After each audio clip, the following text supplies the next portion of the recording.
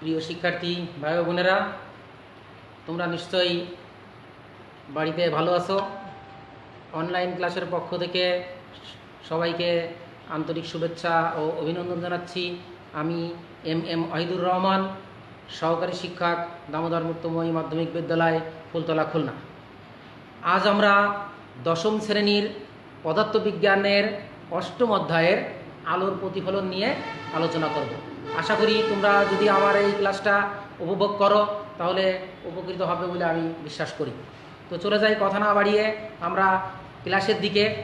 দেখো, অষ্টম অধ্যায়ের আলোর প্রতিফলন, আসলে দুইটি শব্দ একত্রে মিলিত হয়ে আলোর প্রতিফলন হিসেবে আমাদের অধ্যায়টাকে চিহ্নিত করা হয়েছে।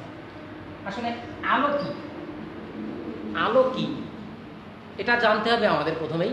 আলো হচ্ছে এক প্রকার শক্তি যা আমাদের দর্শনের অনুভূতি জাগায়, তার মানে হচ্ছে আমাদের দেখতে সাহায্য করে। আলো হচ্ছে তড়িৎ চুম্বকীয় তরঙ্গ, আলো হচ্ছে তড়িৎ চুম্বকীয় তরঙ্গ, ইলেকট্রিক ম্যাগনেটিক ওয়েভস। তো আলো বায়ু মাধ্যমে আলোর বেগ, এটা আমাদের খুবই গুরুত্বপূর্ণ। বায়ু মাধ্যমে আলোর বেগ c = 3 × 10⁸। আবারও বলি, c = 3 × 10⁸ মিটার পার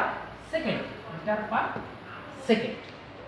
হ্যাঁ, আর প্রতিফলন হচ্ছে কোনো আলো যদি প্রতিফলক পৃষ্ঠে বাধা পেয়ে আবার সেই মাধ্যমে, যে মাধ্যম থেকে আলো প্রবেশ মানে আলো গমন করবে সেই মাধ্যমে ফিরে আসে, তাহলে সেই ঘটনাকে আমরা আলোর প্রতিফলন বলি। তো আমরা দেখি আলোর প্রতিফলনটা আসলে কিভাবে হয়। প্রিয় শিক্ষার্থীরা দেখো, এটা যদি প্রতিফলক পৃষ্ঠ হয়, অর্থাৎ আলো এখানে আমরা যদি তির্যকভাবে প্রবেশ করি, তাহলে আলো একই মাধ্যমে কিছু আলো চলে আসবে, আর কিছু আলো প্রতিসৃত হবে, অন্য মাধ্যমে চলে যাবে আর কি, আর কিছু আলো এখানে শোষিত হবে। তাহলে এই যে আলো একই মাধ্যমে, ধরো এটা প্রথম মাধ্যম, এটা দ্বিতীয় মাধ্যম, যদি আলো সেই প্রথম মাধ্যমে চলে আসে তাহলে এটাকে আমরা বলবো হচ্ছে প্রতিফলন। আর যদি দ্বিতীয় মাধ্যমে কিছুটা প্রবেশ করে সেটাকে আমরা বলবো হচ্ছে প্রতিসরণ। আর এখানে যে সামান্য পরিমাণ শোষিত হবে, সামান্য পরিমাণ শোষিত হবে। তাহলে কয়টা ঘটনা ঘটলো? তিনটা ঘটনা ঘটলো। একটা হচ্ছে আলোর প্রতিফলন, একটা হচ্ছে আলোর প্রতিসরণ, আর একটা হচ্ছে শোষণ। আমরা আজকে আলোর প্রতিফলন নিয়ে আলোচনা করব। আলোর প্রতিফলনের প্রথমেই যেটা আসে সেটা হচ্ছে আলোর প্রতিফলনের সূত্রটা কি, আমরা দেখে নিই।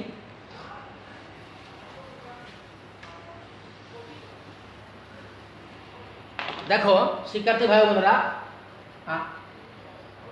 আলো যদি এরকম তির্যক মাধ্যমে, এটা ধরো আলোর প্রতিফলক পৃষ্ঠ, আলো এই যে প্রতিফলিত হচ্ছে, আবার এটা আপাতিত হচ্ছে, এটা আপাতিত হচ্ছে, এভাবে তির্যকভাবে কি হবে? প্রতিফলিত হবে। তাহলে এই যে রশ্মিটা আলো আসলো, এই যে আলো গমনকারী যে রশ্মিটা, সেটাকে বলি আমরা আপাতিত রশ্মি। আর আমরা এটাকে বলি হচ্ছে প্রতিফলক।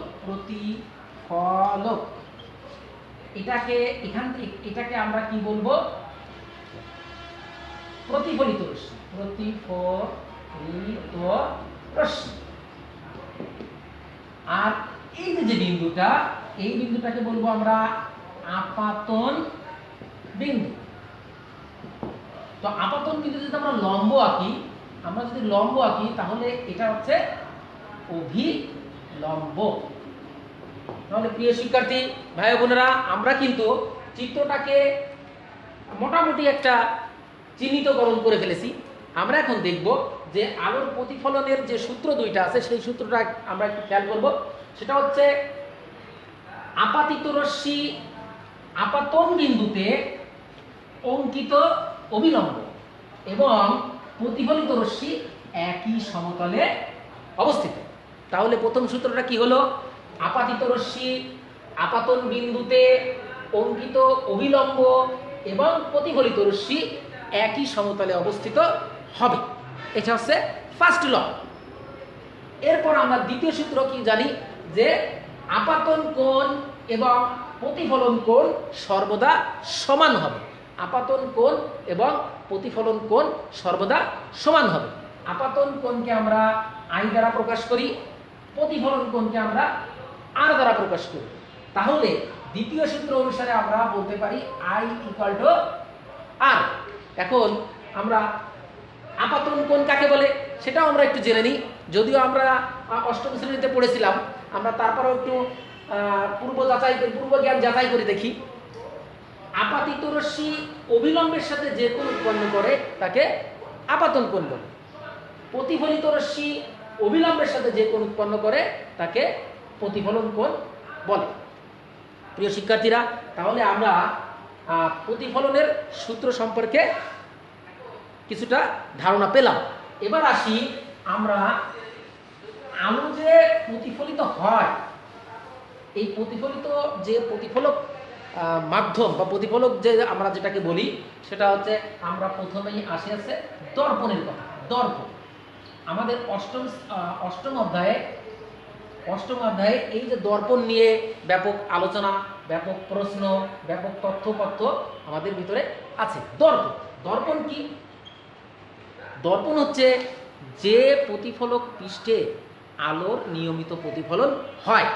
অর্থাৎ আলো যদি কোনো প্রতিফলক পৃষ্ঠে পড়ে সেটা আবার কীভাবে পূর্বের মাধ্যমে সমান্তরালভাবেই আবার কি আসবে, চলে আসবে। তাহলে দর্পণ কাকে বলে? দর্পণ হচ্ছে সেই প্রতিফলক পৃষ্ঠ যে প্রতিফলক পৃষ্ঠে আলো নিয়মিত প্রতিফলন হয়। তো দেখো, দর্পণ আবার আমাদের টেক্সট বুকে অর্থাৎ পাঠ্যপুস্তকে দেখো সমতল দর্পণ ও গোলীয় দর্পণ এই দুইটি দর্পণের কথা উল্লেখ করা আছে এবং এই দুইটি দর্পণ দিয়েই আমাদের বিভিন্ন প্র্যাকটিক্যাল বা বিভিন্ন প্রশ্ন বা বিভিন্ন সমস্যা থাকবে, আমরা সেটা সমাধান করার চেষ্টা করব। তো আমাদের আজকে আমরা গোলীয় দর্পণ নিয়ে আলোচনা করব। পরবর্তী ক্লাসে আমরা সমতল দর্পণ বা অন্যান্য সমস্যাগুলো নিয়ে আলোচনা করব ইনশাআল্লাহ। তো দেখো, গোলীয় দর্পণ কয় প্রকার আমরা দেখে আসি। গোলীয় দর্পণ দুই প্রকার। একটি হচ্ছে অবতল দর্পণ, অপরটি হচ্ছে উত্তল দর্পণ। দেখো, একটি হচ্ছে অবতল দর্পণ, অপরটি হচ্ছে উত্তল দর্পণ। এখন অবতল দর্পণ কাকে বলে? যে দর্পণের অবতল পৃষ্ঠ প্রতিফলক হিসেবে কাজ করে বা প্রতিফলক পৃষ্ঠ হিসেবে আলোর প্রতিফলন ঘটায়, সেই দর্পণকে আমরা অবতল দর্পণ বলবো। আর উত্তল দর্পণ যে দর্পণের উত্তল পৃষ্ঠ, মানে যে দর্পণ বলতে আমরা বোঝাবো যে গলীয় দর্পণ, যে গলীয় দর্পণের উত্তল পৃষ্ঠ বা উঁচু পৃষ্ঠ সমতল, উঁচু পৃষ্ঠ হচ্ছে তোমার প্রতিফলক পৃষ্ঠ হিসেবে কাজ করে এবং আলোর কি নিয়মিত প্রতিফলন হয়, সেই দর্পণকে আমরা উত্তল দর্পণ বলবো। আমরা উত্তল অবতল অনেক সময় ভুল করে বসি। আমরা জানি যে উত্তল মানে হচ্ছে উঁচু, অবতল মানে হচ্ছে নিচু। তো আমরা যদি দর্পণের কয়েকটি অংশ নিয়ে আলোচনা করি তাহলে দেখা যাবে যে আমরা একটু চিত্রের মাধ্যমে চেষ্টা করি। দেখো, এই যে একটা আমরা অংশ নিলাম, এটা হচ্ছে একটা গোলকের অংশ। আমরা যদি এই যে উত্তল পৃষ্ঠ বা উঁচু পৃষ্ঠকে যদি আমরা পাড়া লাগাই, বা সিলভারাইজিং করি, অর্থাৎ যদি আমরা এখানে সিলভারের প্রলেপ দিই তাহলে এটি একটি অবতল দর্পণে পরিণত হয়। তার কারণ হচ্ছে অবতল দর্পণে দেখো এই যে উত্তল পৃষ্ঠটা আমরা যে সহজ ভাষায় যদি আমরা বলি যে রং করা হয়েছে, তো এই পৃষ্ঠে অমসৃণ পৃষ্ঠ হয়েছে। এই পৃষ্ঠ হচ্ছে মসৃণ পৃষ্ঠ, যার জন্য আলো যদি এখান থেকে আলো প্রবেশ করানো হয় তাহলে ও কি হবে, প্রতিফলিত হবে। তাহলে আমরা চিত্র দেখলেই বুঝতে পারবো যে এটা কি দর্পণ। কি শিক্ষার্থী ভাই বোনেরা, তোমরা বুঝতে পারবে না? আমার বিশ্বাস তোমরা নিশ্চয়ই বুঝতে পারবে। তো এ পর্যায়ে আমরা যদি আবার উত্তল দর্পণ দেখি, উত্তল দর্পণ দেখি তাহলে দেখো ঠিক এর বিপরীত। দেখো অবতল পৃষ্ঠে যদি আমরা সেই রং করা যেটাকে বলি সিলভারাইজিং বা ওই যে রূপার প্রলেপ বা সিলভারের প্রলেপ দিই তাহলে এই পৃষ্ঠটা মসৃণ হবে এবং আলো যদি ধরো তাহলে আলোর প্রতিফলিত হবে, এবার প্রতিফলিত হবে, ঠিক আছে না? তাহলে আমরা উত্তল দর্পণ এবং অবতল দর্পণের প্রাথমিক ধারণা আমরা পেয়ে গেলাম। এবার আসি আমরা দর্পণের বিভিন্ন অংশ, যেটা আমাদের খুবই গুরুত্বপূর্ণ। আমরা যদি দর্পণের অংশ বিশেষগুলো না চিনতে পারি তাহলে আমরা বড় প্রশ্ন, মূল প্রশ্ন, যেসব জটিল জটিল সমস্যা আছে সেসব সমস্যার সমাধান করতে পারবো না। তো দেখা যাক, এটা একটা অবতল দর্পণ, এটা একটা অবতল দর্পণের একটা অংশ বিশেষ।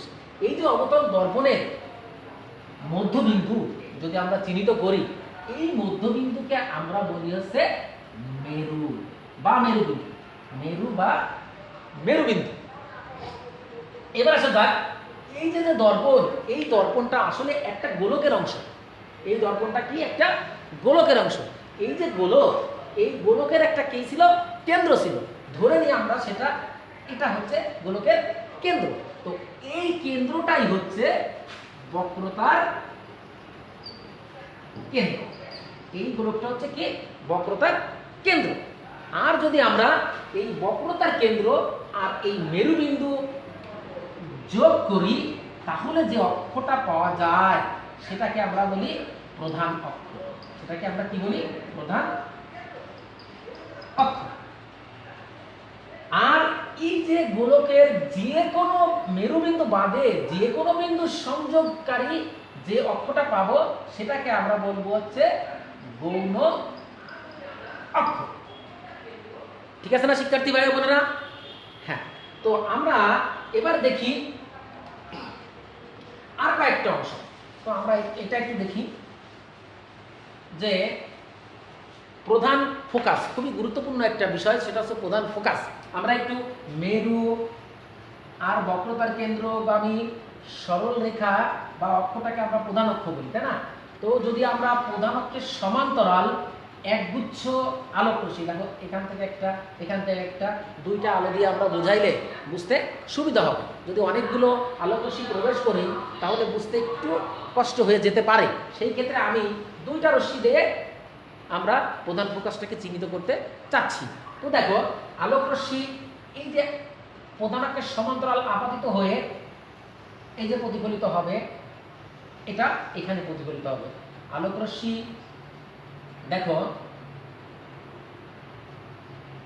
সংজ্ঞাটা এরকম যে আলোক রশ্মি যদি প্রধান অক্ষের সমান্তরাল একগুচ্ছ আলোক রশ্মি দর্পণে আপাতিত হয়ে প্রধান যে বিন্দুতে মিলিত হয়, খেয়াল করো প্রধান অক্ষের যে বিন্দুতে মিলিত প্রধান ফোকাস বলি। কিন্তু কথা থাকে যে আলো আলো দেখো আমরা এখানে দর্পণ, কি দর্পণ ব্যবহার করেছি, অবতল দর্পণ। উত্তল দর্পণে কি হবে, উত্তল দর্পণে কিন্তু তার বিপরীত হবে। সেটা কেমন হবে আমরা সেই চিত্রটা একটু দেখে আসি।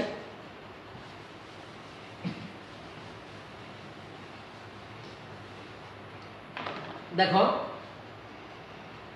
আমরা উত্তল দর্পণ এটা, তাহলে এখানে মধ্যবিন্দু, এটাকে কি বলি মেরু।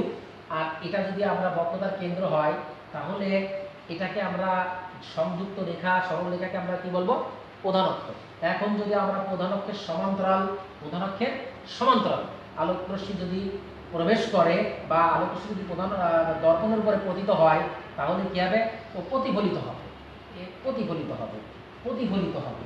এই প্রতিফলিত রশ্মি যদি আমরা পেছনের দিকে কাল্পনিকভাবে বর্ধিত করি, তাহলে যে বিন্দুতে মিলিত হয় সেই বিন্দুটাই হচ্ছে প্রধান ফোকাস। তাহলে আমরা মূল সংজ্ঞায় আসতে পারি। একগুচ্ছ আলোক রশ্মি প্রধান অক্ষের সমান্তরাল ভাবে দর্পণে আপাতিত হয়ে প্রধান অক্ষের যে বিন্দুতে মিলিত হয় বা যে বিন্দুতে মিলিত হচ্ছে বলে মনে হয় সেই বিন্দুকেই আমরা প্রধান ফোকাস বলি।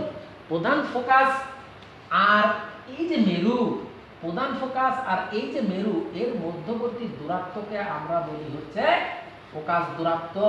ফোকাস দূরত্ব, ফোকাস দূরত্বকে আমরা ছোট হাতের স্মল এফ দ্বারা সূচিত করি। আর আমরা জানি যদি এখানে বা এটা এটা এই যে মেরু আর এ হচ্ছে বক্রতার কেন্দ্র, এর সংযোগকারী সরল রেখা, এটা কি আমরা কি বলছি? প্রধান অক্ষ। আরেকটা কথা হচ্ছে বক্রতার ব্যাসার্ধ। এই যে আমরা জানি কিছুক্ষণ আগে আমরা একটু আলোচনা করতেছিলাম, তো দেখো এই বক্রতার ব্যাসার্ধ কাকে বলে? এই যে গোলীয় দর্পণ যে গোলকের অংশ, সেই গোলকের ব্যাসার্ধটাই হচ্ছে বক্রতার ব্যাসার্ধ। তাহলে আমরা এইখান থেকে এইটুকুকে আমরা কি বলতে পারি? বক্রতার ব্যাসার্ধ। আমরা জানি ব্যাসার্ধ আর দ্বারা সূচিত হয়, তাহলে এই এখান থেকে এইটুকুর দূরত্ব বা বক্রতার ব্যাসার্ধকে আমরা কি বলি? আর দ্বারা প্রকাশ করি। তাহলে তাহলে এফ ইকুয়াল টু কি হয়? r/2। F equal to r/2। এটার প্রমাণ আমরা ইনশাল্লাহ আগামী ক্লাসে তোমাদের সাথে শেয়ার করব। আজকে আমরা প্রমাণে যেতে পারবো না বা সময় হবে না, যার জন্য আমরা বেসিক যে জিনিসগুলা, বেসিক যে দর্পণের যে অংশগুলো আছে আমরা সেটা নিয়ে আলোচনা করছি। ইনশাল্লাহ আগামী ক্লাসে আমরা এফ ইকুয়াল টু r/2 মানে ফোকাস দূরত্ব বক্রতার ব্যাসার্ধের অর্ধেক, এটা আমরা প্রমাণ করব ইনশাল্লাহ। তো আমরা মূল জায়গায় চলে যাই। দেখো, দর্পণ মানেই আমরা যে আয়নার সামনে দাঁড়াই সেটা সমতল দর্পণ। দর্পণ মানেই আমাদের কি একটা কথা বারবার চলে আসে, সেটা হচ্ছে বিম্ব। বিম্ব বা প্রতিবিম্ব। প্রতিবিম্ব। তো আমরা প্রতিবিম্ব কি, যে আলো যদি কোনো বস্তু থেকে আলো দর্পণের উপর পতিত হয়ে বা আপাতিত হয়ে দর্পণের উপর যে বিন্দুতে মিলিত হবে ওই বিন্দুতেই হচ্ছে ওই বিন্দুটাই কী হবে? প্রথম বিন্দুর প্রতিবিম্ব। তাহলে আমরা প্রতিবিম্ব নিয়ে বিস্তৃত আলোচনা করব। দেখো, আমরা যদি এরকম অবতল দর্পণের কথা চিন্তা করি, তাহলে এটা কি? এটা হচ্ছে মেরু, ধরে নিই এটা হচ্ছে বক্রতার কেন্দ্র। আমরা এটা কি? এটা হচ্ছে প্রধান ফোকাস। তাহলে আমরা জানি যে এইটুকু আর এইটুকু কি হবে? সমান হবে। আমরা এই প্রধান অক্ষকে আরও বর্ধিত করি। তাহলে দেখো আমাদের টেক্সট বুকে যেখানে যে কটা অংশ আছে আর কি, দেখো লক্ষ্যবস্তু আমরা ভাবি যেটাকে আমরা দর্পণের সামনে বিভিন্ন জায়গায় স্থাপন করলে তার চিত্র যেটাকে আমরা বলি, তার প্রতিবিম্ব বা তার ছবিটা আসলে কেমন দেখা যাবে, তার আকৃতি কেমন হবে, তার প্রকৃতি কেমন হবে, সে কোথায় অবস্থান করবে, এইগুলো নির্ণয় করার জন্য আমরা আজকের কিছু প্রমাণ দেখব বা কিছু চিত্রের মাধ্যমে সেগুলো দেখব। আশা করি তোমরা সবকটারই বাসায় বসে সুন্দর করে সমস্যাগুলোর সমাধান করতে পারবে। তবে চিত্র আঁকার সময় আমি বারবার একটা কথা সবাইকে বলে থাকি, আজও তোমাদের সামনে সেই একই কথা বলছি, যে এই চিত্রগুলো কখনোই তোমরা শুধু হাত দিয়ে আঁকবে না, অবশ্যই কম্পাস, পেন্সিল, স্কেল ব্যবহার করবে। তার কারণ হচ্ছে আমাদের এই যে দর্পণ, এই দর্পণটা সুন্দর করে আঁকবে এবং এই যে প্রধান ফোকাস বা বক্রতার ব্যাসার্ধ, এই দুইটা অবশ্যই তোমরা সমান করে দেবে, তা না হলে উত্তরগুলো সঠিকভাবে পাওয়া সম্ভব হবে না। তো আমরা দেখে নিই প্রথম চিত্রটা যদি আমরা এখানে রাখি, প্রথম তোমার লক্ষ্যবস্তু, এটা 1 নম্বর লক্ষ্যবস্তু। এটা কোথায়? এটা হচ্ছে কি সি আছে বক্রতার কেন্দ্র, বক্রতার কেন্দ্র এবং অসীম। তাহলে প্রথমটা হচ্ছে অসীম এবং বক্রতার কেন্দ্রের মধ্যে, অসীম এবং বক্রতার কেন্দ্রের মধ্যে। তারপর আরেকটা হচ্ছে কি, আমরা যদি এখানে রাখি একটা বস্তু, তাহলে কি এটা হচ্ছে বক্রতার কেন্দ্র। আমরা যদি এখানে রাখি তাহলে এই জায়গাটার নাম, এটা 2, এই জায়গাটার নাম কি হবে? এটা হচ্ছে প্রধান ফোকাস এবং বক্রতার কেন্দ্রের মধ্যে। এরপর যদি আমরা প্রধান এটা যদি রাখি তাহলে এটা কি, এটা 4 নম্বর যদি আমরা কাউন্ট করি তাহলে এটা হচ্ছে প্রধান কিসে, প্রধান ফোকাসে। আবার যদি আমরা এখানে রাখি 5 নম্বর তাহলে প্রধান ফোকাস আর মেরুর মধ্যে। এই 5টা জায়গায় যদি আমরা লক্ষ্যবস্তু রাখি তাহলে দেখবে যে 5 রকমের প্রতিবিম্ব পেয়ে যাব আমরা। এবং আমি আশা করি এই 5টা প্রতিবিম্ব তোমরা যদি অবস্থান, আকৃতি, প্রকৃতি নির্ণয় করতে পারো তাহলে তোমাদের যে সৃজনশীল প্রশ্নের উচ্চতর দক্ষতার প্রশ্ন এই অধ্যায় থেকে তোমরা অতি সহজেই উত্তর করতে পারবে বলে আমি বিশ্বাস করি। তো আমরা আজকে 2টা প্রতিবিম্ব দেখাবো, তোমরা বাসায় বসে আর 3টা করার চেষ্টা করবে, না পারলে আমার সাথে যোগাযোগ করবে, ইনশাল্লাহ তোমাদের সেই সকল সমস্যাগুলো সমাধান হবে। তো আমরা আজকে ধরো 2টা করি, প্রথমটা এবং শেষটা করে আমি তোমাদের দেখাবো। তো দেখো এটা হচ্ছে প্রধান অক্ষ, এটা হচ্ছে প্রধান অক্ষ, এটা মনে করি প্রধান ফোকাস, এটা মনে করি বক্রতার কেন্দ্র। তো আমরা যদি লক্ষ্যবস্তু যদি অসীম এবং বক্রতার কেন্দ্রে রাখি তাহলে কিভাবে প্রতিবিম্ব গঠন হয় সেটা আমরা একটু এখন রশ্মিচিত্রের মাধ্যমে দেখব। আমরা আরেকটা জিনিস বলে রাখি তোমাদের, এটা প্রথমে হয়তো বলার দরকার ছিল। তো দেখো আলোক রশ্মি যদি 3টা ভাবে আপাতিত হয়ে ফিরে আসে আর কি, প্রতিফলিত হয়, সেটা হচ্ছে 1 নম্বর, আলোক রশ্মি যদি প্রধান অক্ষের সমান্তরালে আপাতিত হয় তাহলে প্রধান ফোকাস দিয়ে প্রতিফলিত হবে। আলোক রশ্মি যদি প্রধান অক্ষের সমান্তরালে আপাতিত হয় তাহলে প্রধান ফোকাস দিয়ে প্রতিফলিত হবে। এটা কিন্তু খুব ভালোভাবে মনে রাখতে হবে। তার মানে কি দাঁড়াইলো, আলোক রশ্মি যদি প্রধান অক্ষের, এই যে প্রধান অক্ষের সমান্তরালে, দেখো প্রধান অক্ষের সমান্তরালে আপাতিত হয় তাহলে প্রধান ফোকাস দিয়ে প্রতিফলিত হবে। দেখো তো বোঝা যায় কিনা। আর যদি আলোক রশ্মি আরেকটা প্রধান ফোকাস দিয়ে প্রতিফলিত হয়, প্রধান ফোকাস দিয়ে আপাতিত হয়, দুঃখিত, প্রধান ফোকাস দিয়ে আপাতিত হয় তাহলে প্রধান অক্ষের সমান্তরালে প্রতিফলিত হবে। আলোক রশ্মি যদি প্রধান, কি বলেছি, প্রধান অক্ষের সমান্তরালে আপাতিত হয় তাহলে কি হবে, প্রধান ফোকাস দিয়ে প্রতিফলিত হবে। তো শিক্ষার্থী ভাই বোনেরা, আমরা দেখো আরেকটা কি আছে, যে আলোক রশ্মি যদি বক্রতার কেন্দ্র দিয়ে যায় তাহলে বক্রতার কেন্দ্র বরাবরই প্রতিফলিত হবে। তাহলে আমরা একটু দেখে নিই।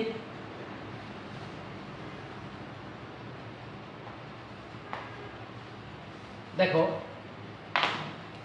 এই যে লক্ষ্যবস্তু মনে করো ও এ বিন্দু থেকে আলো প্রধান অক্ষের সমান্তরালে আপাতিত হলো এবং কি হবে, প্রধান ফোকাস দিয়ে প্রতিফলিত হলো। আরেকটি আলোক রশ্মি যদি, এটা কি ছিল আমাদের বক্রতার কেন্দ্র, এটা ছিল আমাদের বক্রতার কেন্দ্র, আরেকটা আলোক রশ্মি যদি বক্রতার কেন্দ্র দিয়ে যায়, দেখো আবার বক্রতার কেন্দ্র দিয়ে যায় তাহলে বক্রতার কেন্দ্র দিয়ে গেলে বক্রতার কেন্দ্র বরাবরই প্রতিফলিত হবে। এই যে প্রতিফলিত রশ্মিদ্বয়, হ্যাঁ প্রতিফলিত রশ্মিদ্বয় মনে করো আই বিন্দুতে মিলিত হয়, আই বিন্দুতে মিলিত হয়। তো আই বিন্দুটাই হচ্ছে এই এ বিন্দুর প্রতিবিম্ব, আই বিন্দুটাই হচ্ছে এ বিন্দুর প্রতিবিম্ব। এখন ও আই যদি লক্ষ্যবস্তু হয় তাহলে আই থেকে যদি আমরা প্রধান অক্ষের উপর লম্ব আঁকি আইবি, তাহলে এই আইবিটাই হবে ও এর প্রতিবিম্ব। তো শিক্ষার্থী ভাই বোনেরা, আমরা যদি এটাকে বর্ণনা করতে চাই তাহলে কিভাবে লিখতে পারবো, ধরো এটাকে আমরা এম দিলাম, এটাকে আমরা এন দিলাম, এটাকে পি দিলাম, তাহলে ও হতে আলোক রশ্মি ও এম বরাবর দর্পণে এম বিন্দুতে আপাতত হয়ে এম এফ পথে অর্থাৎ প্রধান ফোকাস দিয়ে এম এফ আর পথে প্রতিফলিত হয়। আরেকটি আলোক রশ্মি বক্রতার কেন্দ্র বরাবর অর্থাৎ এ সি এন বরাবর আপাতিত হয়ে এম সি এ বরাবর প্রতিফলিত হয়। প্রতিফলিত রশ্মিদ্বয় পরস্পর আই বিন্দুতে মিলিত হয়, আই হতে প্রধান অক্ষের উপর আইবি লম্ব আঁকি, তাহলে এই আইবিটাই হবে আই ও এর প্রতিবিম্ব। এখন আমরা একটু খেয়াল করি অবস্থানটা কোথায়, অবস্থান আমরা জানি, অবস্থানটা আমরা চিত্র দেখলেই বুঝতে পারবো। দেখো এটা কি বক্রতার কেন্দ্র, এটা কি প্রধান ফোকাস, তাহলে প্রধান ফোকাস ও বক্রতার কেন্দ্রের মধ্যে, তাহলে আমাদের অবস্থানটা হবে প্রধান ফোকাস, প্রধান ফোকাস ও বক্রতার কেন্দ্রের মধ্যে, প্রধান ফোকাস ও বক্রতার কেন্দ্রের মধ্যে। আকৃতিটা কেমন হবে? আকৃতি মানে আকার দিকে রাখবো, ছোট না বড়, আমরা একটু বাংলায় মানে আমরা একটু দেখে নিই, এটা কি এটার থেকে একটু ছোট, তার মানে ছোট, তো আমরা ছোট ভাষাটা আমরা কি বলি? খর্বিত, খর্বিত, খর্বিত। ঠিক আছে না শিক্ষার্থী ভাই বোনেরা? এবার আসি প্রকৃতি। প্রকৃতি প্রকৃতি হচ্ছে, দেখো যেহেতু প্রধান অক্ষের দেখো উপরের দিকে, প্রধান অক্ষের উপরের দিকে লক্ষ্যবস্তু ছিল, আমাদের এখানে বিম্বটা হচ্ছে প্রধান অক্ষের নিচের দিকে, এবং আমরা জানি যে একই দিকে হইলে কি হয়? বাস্তব। প্রকৃতি, প্রকৃতি হবে সৎ বা বাস্তব, সৎ ও উল্টা, সৎ ও উল্টা। তাহলে আমাদের একটা কিন্তু আসলে এই যে লক্ষ্যবস্তু, লক্ষ্যবস্তুর ক্ষেত্রে অবস্থান, আকৃতি, প্রকৃতি কীরূপ হবে, কোথায় হবে, কতটুকু হবে, আমরা সবই নির্ণয় করতে পারব। প্রিয় শিক্ষার্থীরা, আমরা আরেকটা চিত্র যদি যেতে চাই, সেটা হচ্ছে দেখো আলোকরশ্মি যদি লক্ষ্যবস্তু যদি বক্রতা, লক্ষ্যবস্তু যদি প্রধান ফোকাস এবং মেরুর মধ্যে থাকে, তাহলে কি ঘটে? দেখো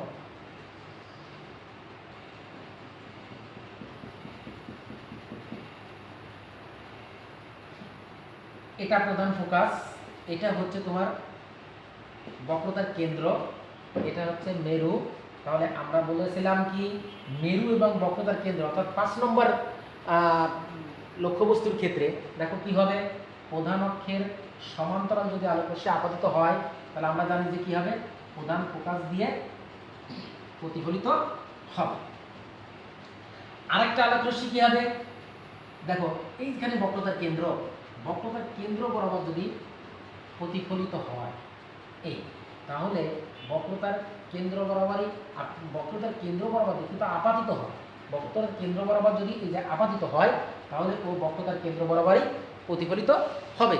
একটু খেয়াল করো যে আলোকরশ্মি যদি আমরা পেছনের দিকে বর্ধিত করি, তাহলে কখনোই মিলিত হবে না। তাহলে আমরা যদি সামনের দিকে বর্ধিত করি, দেখো এটা যদি আমরা সামনের দিকে বর্ধিত করি, তাহলে এখানে আই বিন্দুতে মিলিত হয়। আই থেকে প্রধান অক্ষের উপর আমরা ধরো আইবি কি করেছি? লম্ব, আইবি লম্ব। তাহলে এই আইবিটাই হবে তোমার এই যে এটা যদি আমরা ও এ দিই, ও এ লক্ষ্য বস্তুর প্রতিবিম্ব। ঠিক গতটা যেটা আমরা আলোচনা করেছিলাম সেটার মতো এটাও একই বর্ণনা। হ্যাঁ, তোমরা নিশ্চয়ই প্রত্যেকটা বর্ণনা নিজেরাই ভালো করে পারবে। এবার আসি আমরা এখানে এই লক্ষ্যবস্তুর অবস্থান, আকৃতি, প্রকৃতি নিয়ে আমরা আলোচনা করি। তো দেখো শিক্ষার্থীরা যে অবস্থানটা কোথায়? দেখো অবস্থান, অবস্থান আমরা জানি কি এই যে দর্পণ, এটা দর্পণের কি পেছন পাশে, দর্পণের উল্টা পাশে, তাহলে অবস্থান হচ্ছে দর্পণের, দর্পণের পেছনে, পেছনে।